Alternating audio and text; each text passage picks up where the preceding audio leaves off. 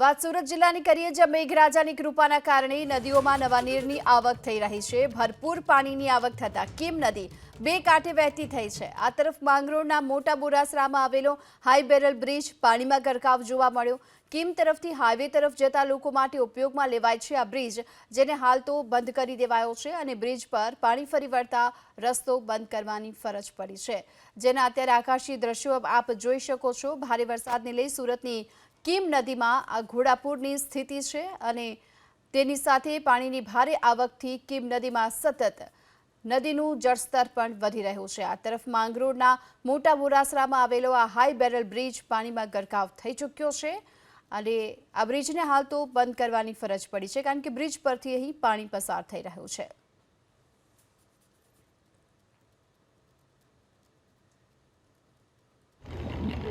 સુરત જિલ્લામાં વરસેલા ધોધમાર વરસાદને લઈને કીમ નદીની અંદર ભરપૂર છે તે પાણીની આવક થઈ છે અને હાલ આપણે માંગરોળ તાલુકાના મોટા બોરસરા ગામે છે। દ્રશ્યોમાં જે રીતે જોઈ શકાય છે કે મોટા બોરસરા ખાતે આવેલો લગભગ 50 ફૂટની હાઈટ પર આવેલો હાઈ બેરલ બ્રિજ જે છે તે પાણીમાં ગરકાવ થઈ ગયો છે અને એની ઉપરથી લગભગ 3 ફૂટ ઉપરથી પાણી હાલ છે તે વહી રહ્યું છે। દ્રશ્યમાં જે રીતે જોઈ શકાય છે કે કીમ નદીની અંદર ભરપૂર પાણીની આવક છે અને જેને લઈને આ પરિસ્થિતિનું નિર્માણ થયું છે। એક અન્ય બ્રિજ પણ છે જે એકદમ લો લેવલ છે તે ગઈકાલે જ પાણીની અંદર ગરકાવ થઈ ગયો હતો અને આજે આ હાઈ બેરલ બ્રિજ છે તે પણ ગરકાવ થઈ ગયો છે। જે દિશા કહી શકાય કે ત્યાં જે એક બોર્ડ મૂકવામાં આવેલું છે ત્યાં દ્રશ્યમાં સ્પષ્ટપણે દેખાય છે કે 3 ફૂટની ઉપર હાલ છે તે પાણી વહી રહ્યું છે બ્રિજની અને 4 ફૂટની લગભગ છે તે પહોંચવાની શક્યતા છે।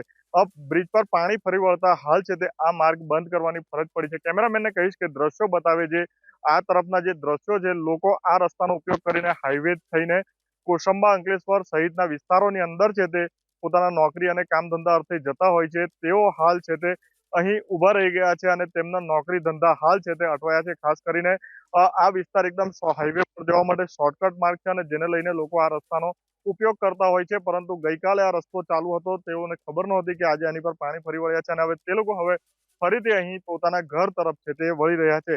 ખાસ કરીને જે રીતે ગઈકાલે ઉમરપાડા તાલુકાની અંદર 10 ઇંચ જેટલો વરસાદ ખાબક્યો હતો અને તેનું પાણી છે તે હવે નદી નાળા અને કોતર કાસમાં થઈને કીમ નદીની અંદર આવી રહ્યું છે અને તે જ પાણી હવે છે તે કીમ નદીની અંદર હાલ છે તે જળસ્તર વધી રહ્યા છે। ખાસ કરીને કીમ નદીની અંદર પાણી વધતા જે નીચાણવાળા વિસ્તારો છે, જે કાંઠા વિસ્તારના જે નદી કિનારા વિસ્તારના જે ગામો છે, તે ગામના લોકોને પણ નદી કિનારે ન જવા માટે સૂચનાઓ હાલ પ્રશાસન દ્વારા આપી દેવામાં આવી છે। ઇન્દ્રમલ શાહ, એબીપી અસ્મિતા, સુરત।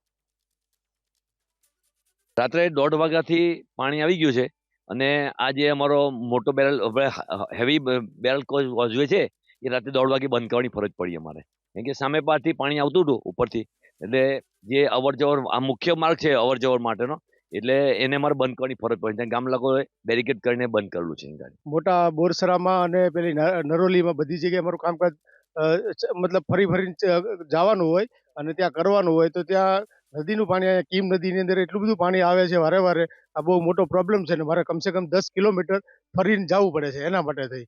અને નાનો મોટો પણ વરસાદ હોય તો બ્રિજના ઉપરથી પાણી ફરી વળે છે, જેથી કરીને લોકોને પણ બહુ મોટી સમસ્યા ચાલવા માટે થાય છે, બરાબર। અને કમસે કમ 8-10 કિલોમીટર ફરી અને લોકોને જવું પડે છે। તો કીમ નદીમાં સતત પાણીની ભારે આવક જોવા મળી રહી છે અને નદીનું જળસ્તર પણ હાલ વધ્યું છે। આ તરફ મોટા બોરાસરા પાસે આવેલો આ જે બેરલ બ્રિજ છે તેના પર પાણી ફરી વળતા આ બ્રિજને વાહન વ્યવહાર માટે બંધ કરી દેવામાં આવ્યો।